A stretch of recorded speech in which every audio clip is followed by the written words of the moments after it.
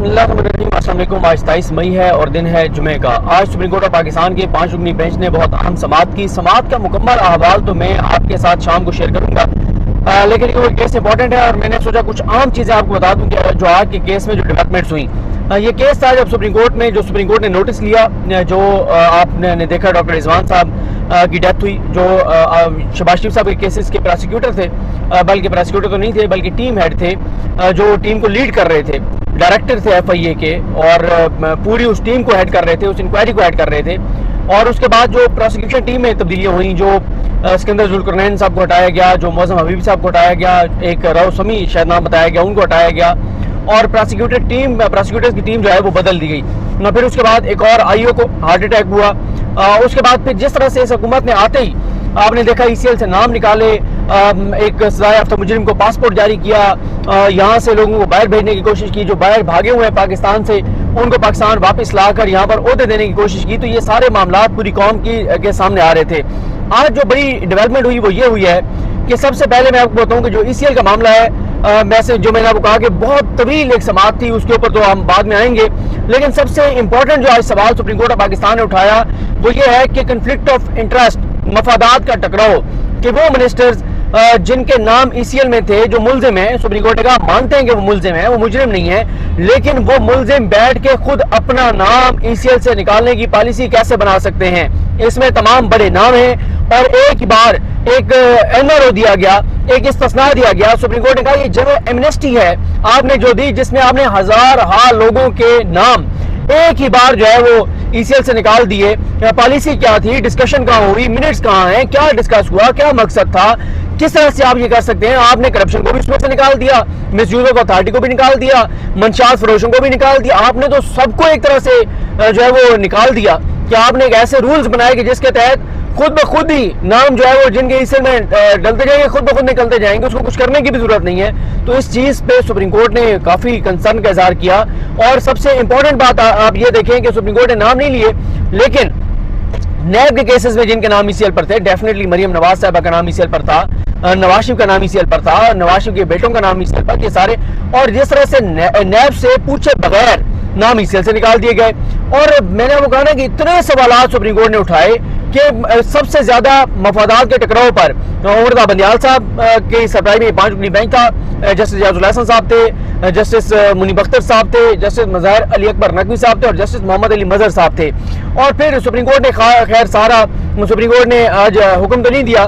Supreme court ने कहा अभी हम आपका ये जो फैसला है, ये जो आपने रूल चेंज किए हैं, ना तो इनको कलअदम करार दे रहे हैं, ना इनको मुअत्तल कर रहे हैं, लेकिन ये जरूर कह रहे हैं कि कोई भी मुल्जिम मुल्क से बाहर नहीं जाना चाहिए। और ये देखें जो बार बार बात होती है पाकिस्तान के अंदर, और सुप्रीम कोर्ट के नोटिस के बाद लोगों को कुछ नजर आया कि हाँ यार इस मुल्क में कोई इमारत जो मौजूद है, जो सबसे बड़ी इमारत जिसको हम कहते हैं, जो जिसके बारे में कहा जाता है कि शाहराह दस्तूर पर सब इमारतों में से 2.5 फुट ऊंची इमारत है, वहां पर चले कोई तो है जो बैठा देख रहा है। वरना तो जब ये हुकूमत आई और जिस तरह के इन्होंने इक़दाम किए तो ऐसा लगा कि मुल्क के अंदर कोई इदारा नहीं रह गया, और इनको लाने वालों ने इनको जो है वो छूट दे दिया है, NRO दे दिया है कि जाओ खुल के अपने केसेस खत्म करो, आइंदा भी जो करना है करो। और जिस तरह से इन्होंने आके एक सज़ा याफ्ता मुजरिम को पासपोर्ट जारी किया, इन्होंने हजारों लोगों के नाम ECL से निकाले, जिस तरह से प्रोसिक्यूटर्स को धमकियां देना शुरू की। और दूसरा आज की मैं आपको ये भी बता दूं कि FIA ने झूठ बोले अपनी रिपोर्ट में, उनकी रिपोर्ट में तजादात हैं। सुप्रीम कोर्ट के जजेस ने वो सब 2 नंबरियां पकड़ ली हैं, वो सब तजादात पकड़ लिए हैं। वो जो देखें ये कितना बड़ा एक इखलाकी तौर पर एक जुर्म है कि बल्कि इखलाकी तौर पे नहीं, आईनी और कानूनी तौर पे भी जुर्म होना चाहिए। और ये चीज डेफिनेटली सुप्रीम कोर्ट देखेगी कि शहबाज शरीफ साहब वज़ीर-ए-आज़म बनते हैं, उनके 4 अदम एतमाद होती है, उनके हलफ लेने से पहले जो नैब के जो FIA के जो वहाँ प्रोसिक्यूटर हैं वो लिख के अदालत को दे देते हैं कि क्योंकि शहबाज शरीफ वज़ीर-ए-आज़म और हमजा शहबाज वज़ीर आला पंजाब बन रहे हैं, तो कॉम्पिटेंट अथॉरिटीज़ जो हैं वो शायद ये केस अब नहीं चलाना चाहती।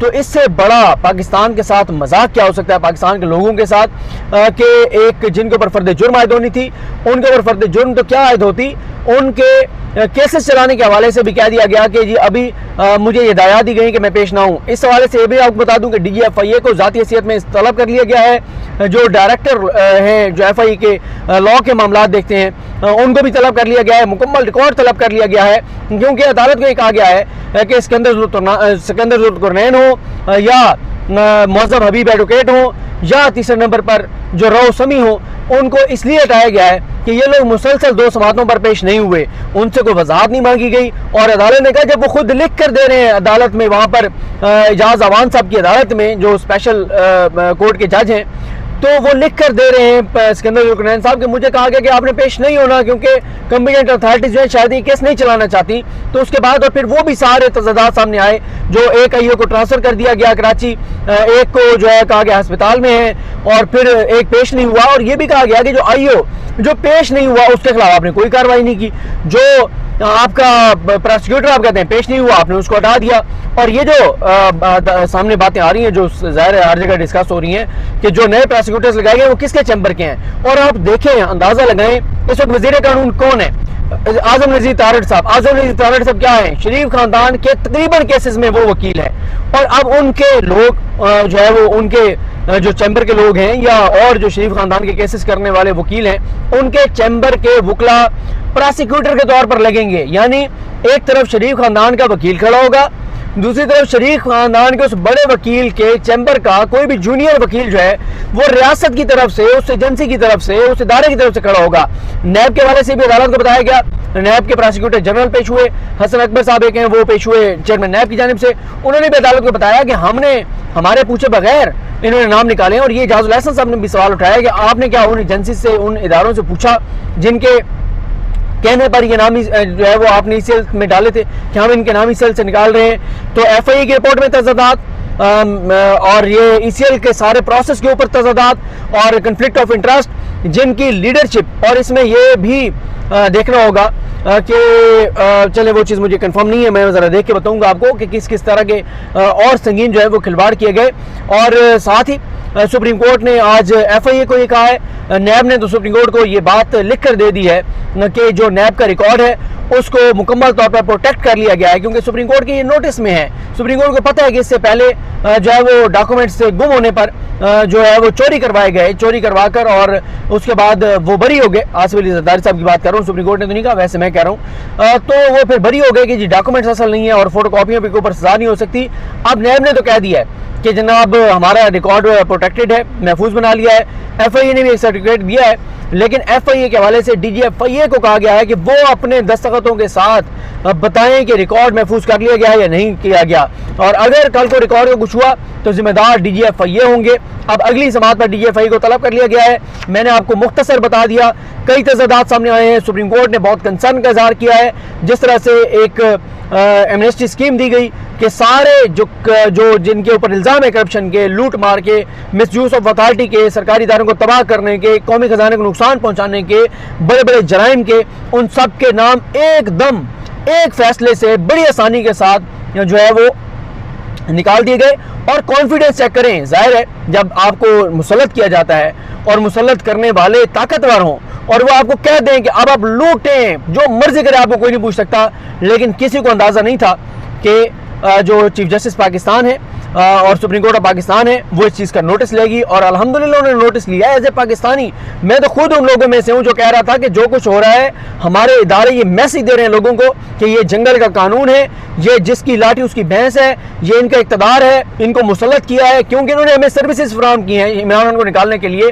तो अब इनको इसके बदले में हम ये दे रहे हैं कि ये अपने केसेस ख़त्म करें, जो करने हैं करें। तो मैंने ये कहा था कि अगर इदारे इस पर कुछ नहीं करेंगे तो लोगों को आप ये मैसेज दे रहे हैं कि फिर ये जैसे कर रहे हैं, अगर किसी पाकिस्तानी के दिल में दर्द है और वो समझता है कि मुल्क के साथ गलत हो रहा है और कोई इदारा भी इस पर नोटिस नहीं ले रहा, कोई इदारा इसके ऊपर कार्रवाई नहीं कर रहा, कोई इदारा इनको लगाम नहीं डाल रहा, कोई इदारा इनको नहीं रोक रहा, जो आइन की पामाली कर रहे हैं, जो अखलाकी तौर पर ये जुर्म कर रहे हैं, जो अपने जराइम को जो है वो NRO दे रहे हैं और अपने केसेस खत्म कर रहे हैं। तो मैंने कहा था फिर ये आप पैगाम दे रहे हैं लोगों को कि आओ, अगर तुम में दमखम है, तुम्हारे अंदर जुर्रत है, तुम्हारे अंदर जज्बा है, तुम्हारे अंदर गैरत है, तो आओ कानून हाथ में लो तुम भी और रोको इनका रास्ता, क्योंकि इनको रोकने वाला कोई और नहीं है। लेकिन सुप्रीम कोर्ट ने ये नोटिस लेकर लोगों को ये एतमाद दिलाया है कि नहीं, कोई इदारा है जो जाग रहा है, सब इनके साथ मिले हुए नहीं है, सब इनको एनओआर देने वाले नहीं है। ठीक है, जिन पे इन्होंने एहसान किया इमरान खान को निकाल के, उन्होंने कोई शक नहीं है वो इनके साथ हैं।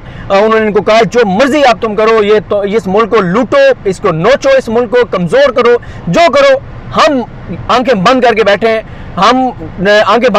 हैं, हमें नजर कुछ नहीं आ रहा। हाँ, अगर कहीं फंस जाओ वहां भी हम हाजिर हैं, लेकिन तुम करो जो तुम्हारे दिल में आता है, जो तुम्हारा मन है, जो तुम्हारी मर्जी है, जो तुम्हारी मंशा है। लेकिन सुप्रीम कोर्ट ने कह दिया है कि ऐसे नहीं चलेगा।